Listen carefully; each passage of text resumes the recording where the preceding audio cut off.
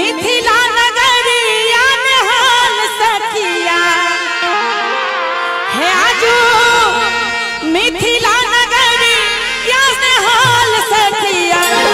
एक एक दुनू जुगल जोड़ी के लिए सब गोटे ताली बजावे कहबे कि चारू दुल्हा में बड़का कमाल सखिया है, चारू दुल्हा में बड़का कमाल सखिया है। आजू मिथिला नगरिया में हाल सखिया है, आजू मिथिला नगरिया में हाल सखिया। जाहू सबके गर्व हुआ है कि विष्णु अवतार श्री राम हमरा मिथिला में पाहुन बन के आए छलथिन।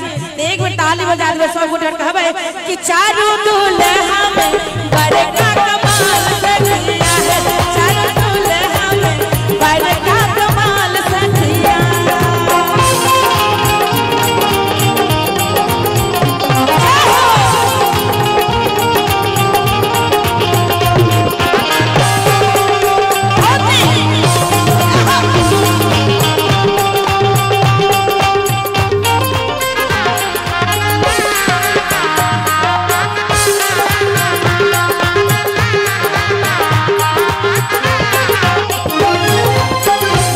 माड़ी मोड़िया कुंडल शोभे कनमा,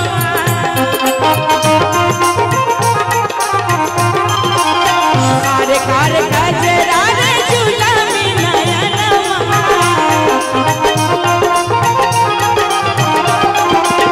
माथे माड़ी मोड़िया कुंडल शोभे कनमा, कारे कारे गजरा रे झूलमी नयनमा। लाल लाल चंदन चमके भाल सखिया है, लाल लाल चंदन चमके भाल सखिया।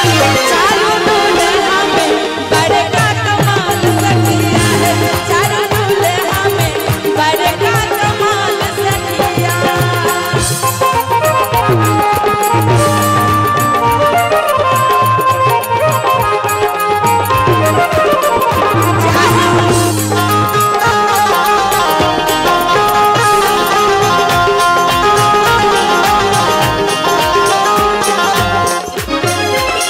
जिनका लागी जोगी मुनि जपता पकैले,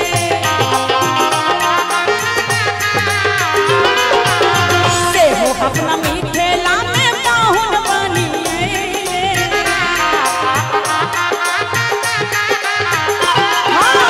जिनका लागी जोगी मुनि जपता पकैले, से हो अपना मिथिला में पाहुन बनिए।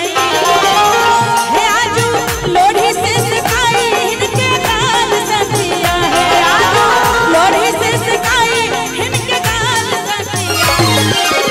और एक बार अंतिम चरण में सब गोटे ताली के संग सहयोग देते कहबे कि चारू